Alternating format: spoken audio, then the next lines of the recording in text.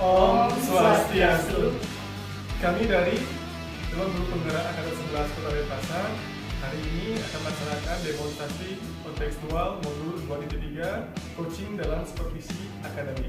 Nah, dalam kesempatan ini saya Ibu Sri Murah Madewi Dharma Putra dari SMP Kedua Dopuri akan berperan sebagai supervisor. Dan sebelah kanan saya, Perkenalkan, nama saya Pani Ketut Suwardana dari SD Negeri 40. Dalam hal ini saya sebagai coaching. Perkenalkan, saya Lundri Vera Yulia Dewi, tempat tugas SD Negeri 40. Saya di sini berperan sebagai coach. terima kasih. Sekian perkenalan dari kami. Selamat menyaksikan. Om Santi Santi Santi Om.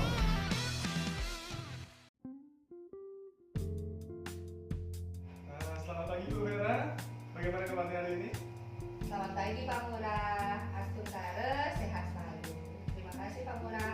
Pak Murah bagaimana kabarnya ya? Nah, jadi kabar saya sudah juga baik sekali. Nah, kebetulan apa betul hari ini Bu Vera akan melaksanakan praktek coaching seperti itu? Oke, betul sekali. Hari ini saya akan melaksanakan praktek coaching bersama rekan saya. Nah, kalau boleh tahu siapa sih rekan Ibu yang nantinya akan menjadi coaching Ibu pada praktek coaching? Rekan yang menjadi praktek coaching hari ini yaitu bersama dengan Pak Pande, Pak. Oh, jadi Pak Pande ya.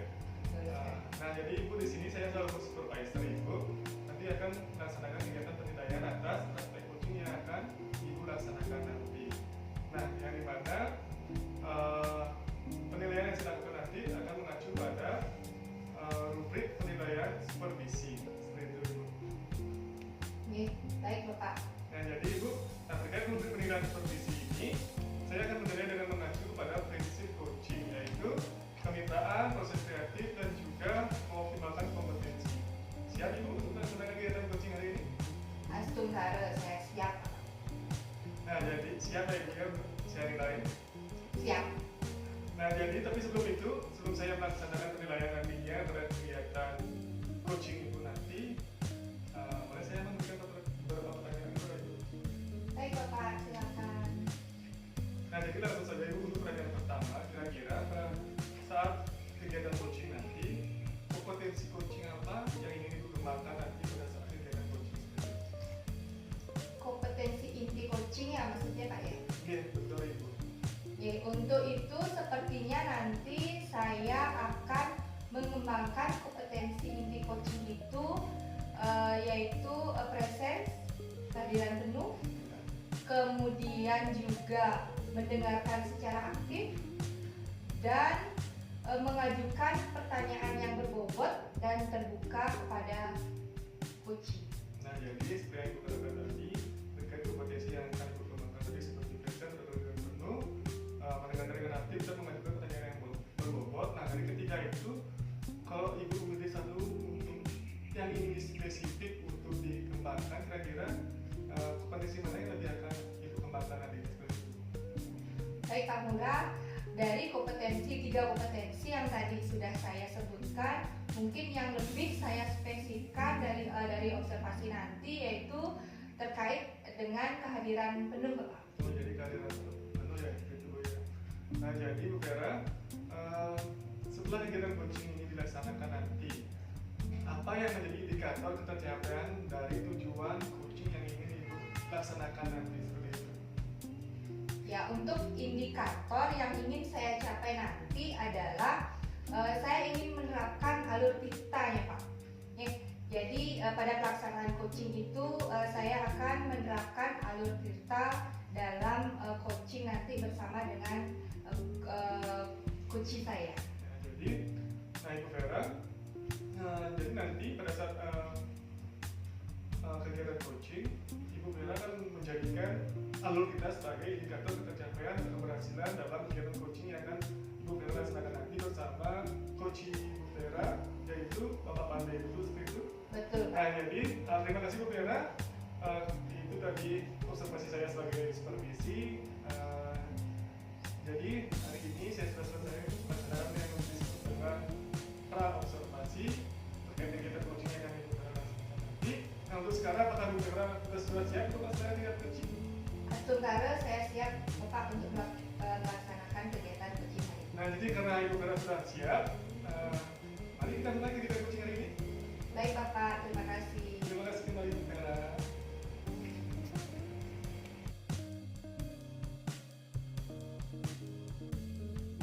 Selamat pagi Bu Vera. Boleh saya minta waktunya sebentar? Saya mau bercerita tentang apa yang saya rasakan akhir-akhir ini. Selamat pagi Pak Pande. Silakan, kebetulan saya juga lagi kosong ini. Nanti silakan bercerita Pak. Jadi begini Bu, akhir-akhir ini saya merasa murid-murid saya selalu asik sendiri, yang ngobrol saat jam pelajaran. Ada juga yang malah mengganggu temannya, di mana saya sedang menjelaskan materi sehingga kedisiplinan murid itu jadi tidak bagus dan kelas juga jadi tidak kondusif. Seperti itu jadi Pak Pande ya. Nah, jadi dari percakapan kita sekarang ini apa yang Pak Pande harapkan? Saya mengharapkan solusi dari permasalahan yang saya alami dan mungkin gimana sehingga murid tersebut bisa fokus dan juga dalam belajar anak-anak disiplin di kelas. Menurut Pak Pande, kira-kira hal apa saja yang membuat anak-anak itu atau siswa itu kurang fokus dalam pembelajaran? Kalau saya ingat kembali Bu, hal yang menyebabkan murid kurang fokus pada saat pelajaran mungkin karena kegiatan pembelajaran yang saya terapkan di kelas sedikit membosankan atau kurang bervariasi. Nah, sehingga mereka itu lebih asik dengan dirinya sendiri dan juga mengobrol dengan teman-temannya, tidak menjelaskan penjelasan dari gurunya. Oh begitu ya.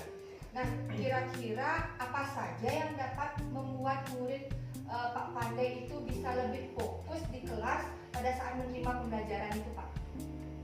Menurut saya, agar murid bisa lebih fokus pembelajaran, mungkin saya harus menciptakan suasana pembelajaran yang nyaman, menyenangkan, sehingga murid akan berfokus dan antusias belajar atau mengikuti pembelajaran di kelas, serta mereka tidak akan merasa bosan ketika.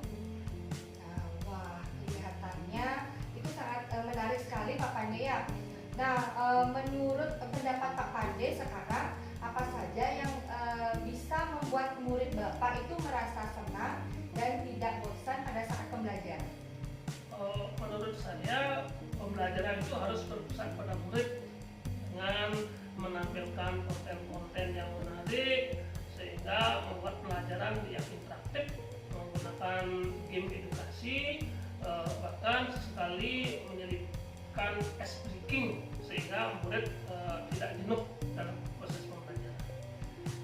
Nah, bagus sekali ide dari Pak Pande itu. Nah, untuk tadi juga Pak Pande sempat menceritakan bahwa kedisiplinan di dalam kelas itu juga berkurang seperti itu Pak. Nah, lalu mengenai kedisiplinan itu sendiri, kira-kira yang menyebabkan kurangnya disiplin anak-anak di dalam kelas pada saat menerima pembelajaran itu apa kira-kira Pak?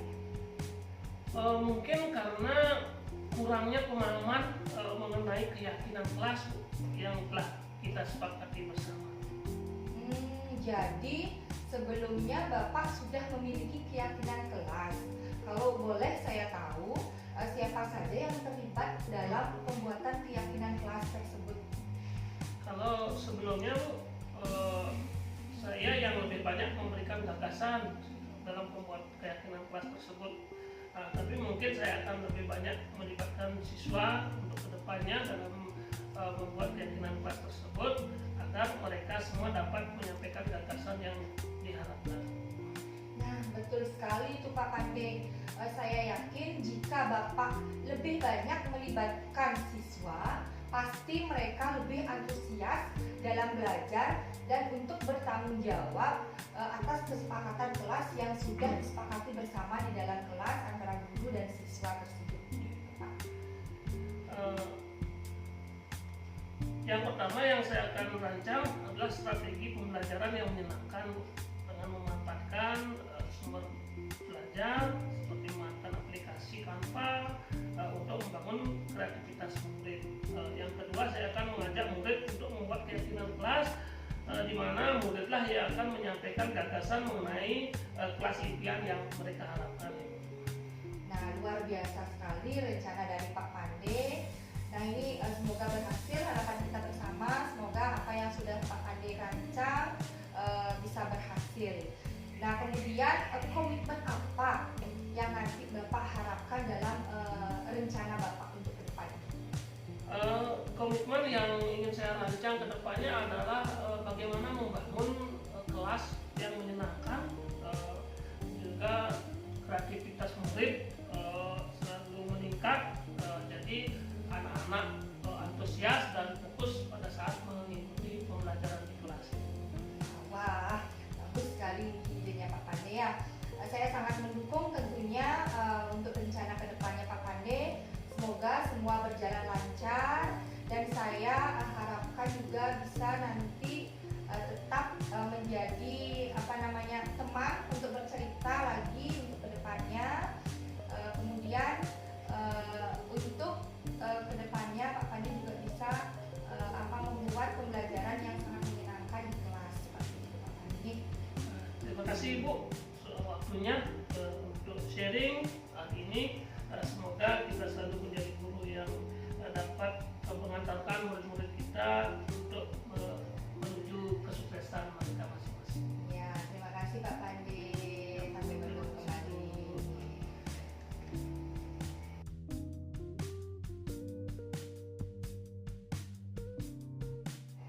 Halo Ibu Bella. Halo Pak Murah.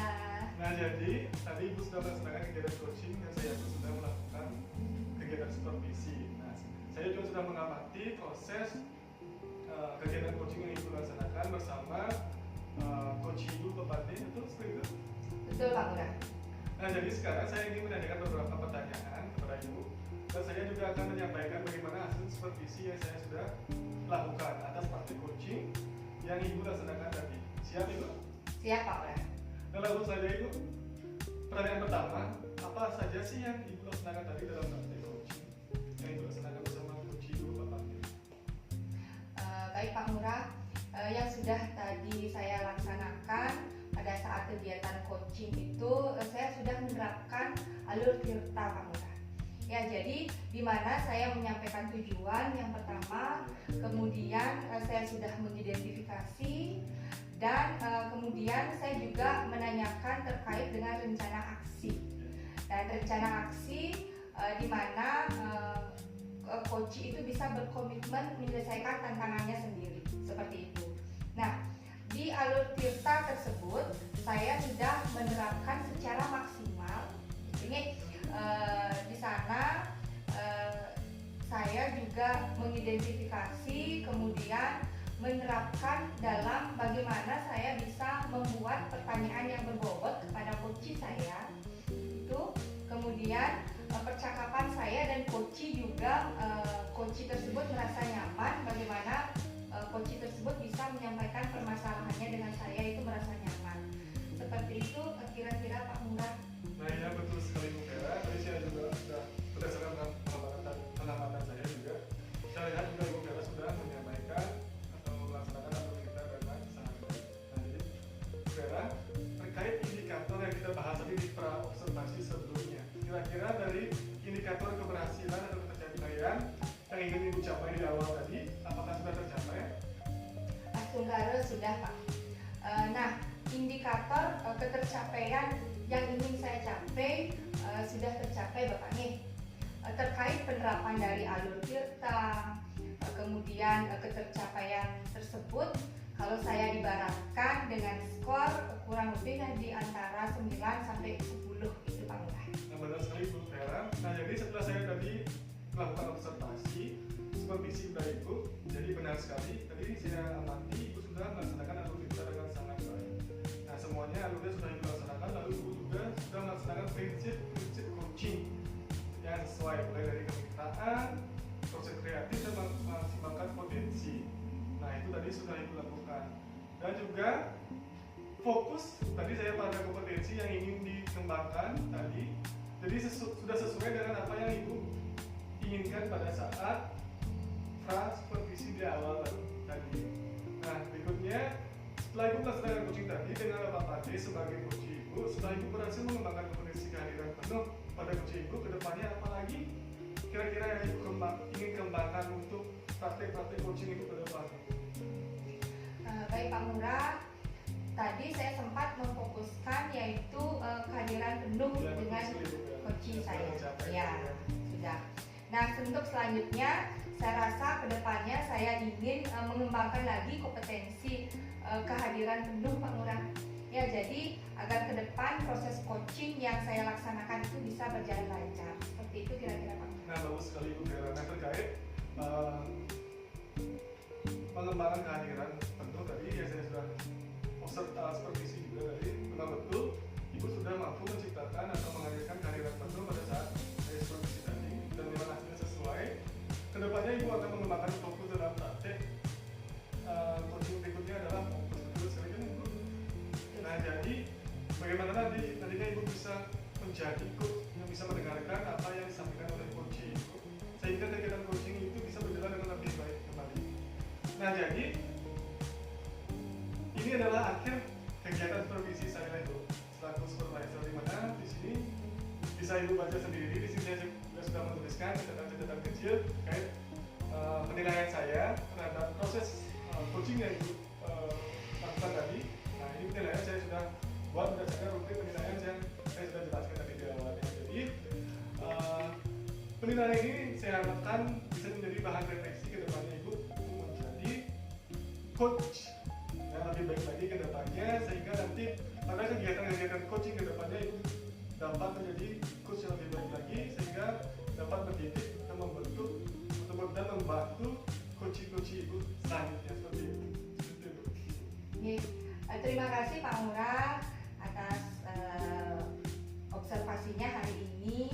Saya akan lebih semangat lagi untuk kedepannya dan selalu merefleksikan diri untuk menjadi coach yang lebih baik tentunya.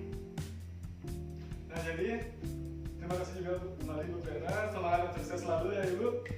Sampai jumpa di pertemuan berikutnya, dan juga kalau Ibu butuh bantuan untuk sekedar cerita atau seri terkait pembelajaran atau hal yang lainnya, jangan ragu-ragu untuk menghubungi saya ya Bu.